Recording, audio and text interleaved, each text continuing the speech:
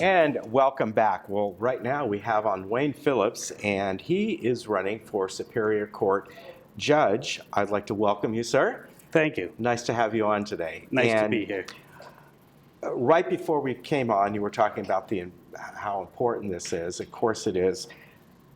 But as you probably know, one of the hardest things for people get the big ballot in June, and of course especially this June, is as they go down the list and they see a bunch of people running for judge, they're probably the least known candidates. I think a lot of people just, pick out the first one at the top, or because they don't know much about it and it's hard to get information. But it is a very important office, isn't it? It is a very important office, and most people don't appreciate that the election is June 7th, not in November. There are 9 folks running for 4 offices that are open for judge in June 7th, and 3 of those races only have 2 people running. So whoever is going to be elected will be elected on June 7th. Right. So it's very important to get out and vote. Sometimes that I've noticed, and maybe you can clarify, I don't know if it's going to say it this time on the ballot, is it region? Is it by where you live? Or sometimes you see Superior Court Judge, room 409 or something. And again, people are like, what does this mean? For some reason, the Superior Court Judge race is done by office. And each candidate is assigned an office number, but those numbers are completely meaningless. Okay. It's simply you think they can only go into that room or something? No. Judge used to be a kind of district-based race in which you would vote for a judge in the district in which you live. Yeah. But no longer. It's now county-wide. Okay. So as a candidate, I'm particularly challenged because, as you say, we are fairly low on the ballot, yet I have to reach 1 million registered voters. Yeah, exactly. Tell me about your background and why you were doing this.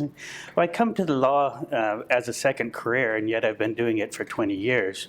But I started my adult life as an infantry Marine and military policeman. While I was an enlisted Marine, I completed my bachelor's degree and was commissioned in the Air Force to fly B-52s. Wow. I also earned a master's degree during that time and then was transferred to work in a military hospital where I worked on an inpatient psychiatric unit. At that point, I kind of realized that for me, it was a better fit to actually be more active with people rather than talking with them about how they felt. I'd rather get in and actually solve problems. So I decided a law career would be more fitting for me than going on to a PhD in psychology or something like that. So again, while on active duty, I earned my law degree. I graduated with distinction. I'm particularly proud of that because that means I graduated in the top 10 or top 15% of the class, however you might figure it. And some folks say, well, so did the other top 10 or top 15%, but I doubt any of them were on active duty military service while they graduated. And so to earn the with distinction ranking while also working full-time active duty military, I'm particularly proud of that. So as far as you've been practicing law, have you been on with the prosecution, on the defense side, on both? Have you been with the county doing other things as well? I have. I started in private practice, and my focus has always been private practice. I call it work in the trenches. I help the common man with problems that dramatically affect all of our lives. But I've also, during the course of that, I've had a public defense contract. So I've worked as a contract public defender for a number of years. So I'm extremely well versed in both civil and criminal litigation. And as a judge, if you are elected to judge, I think that one of the things that is the most difficult for a judge is that not operating outside the law. We have certainly heard cases where somebody is sentenced to a certain length of time, and quite often the judge may say, you know what, I have to follow the rule of law here. It is not up to me to sentence you for this amount of time or that amount of time, or whatever it might be. I'm just bringing that up as a quick point, because we hear that. But that is a very important point. You have the law there. you must follow it. You don't legislate from the bench, so to speak, right? The most frequent question I've been asked during my campaign is, what is my position on the issues? And this ties right into what you're saying. Yeah. Because as a judge, one, I shouldn't be sharing my position on Right. the issues, and two, my personal feelings, my personal beliefs are really irrelevant. As a judge, I need to apply existing law, whether or not I agree with it, to the facts of the case. And as a voter, the trait or your confidence in the candidate's ability to set aside his or her personal beliefs and opinions and to apply existing law to the facts of the case is probably the most important characteristic that candidate can possess. Yeah, and it's interesting that the highest judges in the land, although it becomes the most political out there many times, as far as your qualifications from working on the other side of the bench to sitting behind it, what are some of your strong suits? What do you think would make you a great judge? I believe that the best character trait a judge can have is commitment to due process. You must get both sides before the court in an effective way that allows them to be heard. If both sides can be heard, then you figure that justice should come out of that process. But in terms of qualifications, most people running for judicial office, I think, have pretty strong qualifications. I think if you put us on a continuum of the 9 candidates, I'd say that the honors I've achieved are probably one of the highest, if not the highest. There is a peer review rating association called Martindale-Hubbell. Their highest rating is an AV rating, which means nothing to the average person.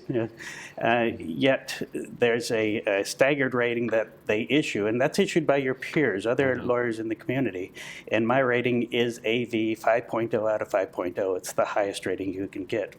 There's also another rating system that's come in vogue lately. That's AVVO, that's AVO. And that's more of an internet-based system. And I'm rated 10.0, which is, again, the highest rating, superb in multiple areas of law. I've also been designated as one of the top attorneys in North America by Who's Who. So I have a great deal of support ratings and endorsements of really, I'll call them the common man, and I don't mean to be offensive, but a lot of people will look for endorsements from people in positions of power or organizations, and yet they don't realize that an organization doesn't vote. Right. People vote. Right? So I have volumes of endorsements. If you look on my website, I've listed kind of exemplar endorsements there. And I see by some of your background here, you have served as an arbitrator or mediator for over 100 cases, and not a single decision was ever appealed. As busy as the courts are, sometimes not getting in front of the judge, being able to get something mediated is far more effective and amicable in the long run, right? It can be. It can be a very useful tool, and you have to sort that out on a case-by-case basis. Sometimes I tell clients that the quickest way to resolve your case is just to get in front of the judge, get to trial, and get it over with. Other times, the path may indicate that a discussion about the case is going to be more productive. But I am rather proud that nobody has ever challenged one of my decisions as it is. I use that term as an arbitrator. I guess decision is the correct word, but I don't want to give the impression that I'm a sitting judge. Right. On the ballot, you mentioned, once again, tell us, there are 4 different offices. Am I right? There are 4 offices that will be voted upon on June 7th. Okay. But it is voted at large, meaning the entire county votes. The entire county votes for each office. 3 of those offices have 2 attorneys running, and one office, the office I'm running for, unfortunately, has 3 candidates. Okay, so that's a good point, because again, people have to look down the ballot a little bit to get to that. Yes. And I hope they do, because obviously this is. We forget sometimes how important it is. How long does a judge serve, by the way? A term is 6 years. Okay. But of course, the governor can also appoint a judge midterm if a vacancy comes open. So a term can be less than 6 years as well. But any judge who's appointed by the governor also has to run for election at the end of that appointed term. Okay, so that's good to know. Your website is Phillips4, the number 4 judge, Phillips4judge.com. So that's easy to find. And take a look at Wayne's background. And again, coming up on June, what's the date? I forget. June 7th. June 7th, all right.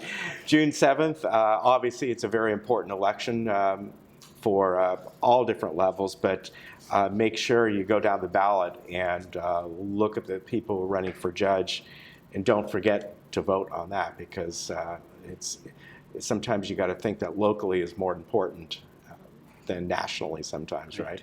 The saying is that all politics are local, and certainly in this race it is. All right, sir, it's been a pleasure to meet you. We appreciate you coming on today. Good luck to you. And again, Phillips4judge.com is the website. Wayne Phillips is the candidate for Superior Court Judge here in Orange County. We'll be right back.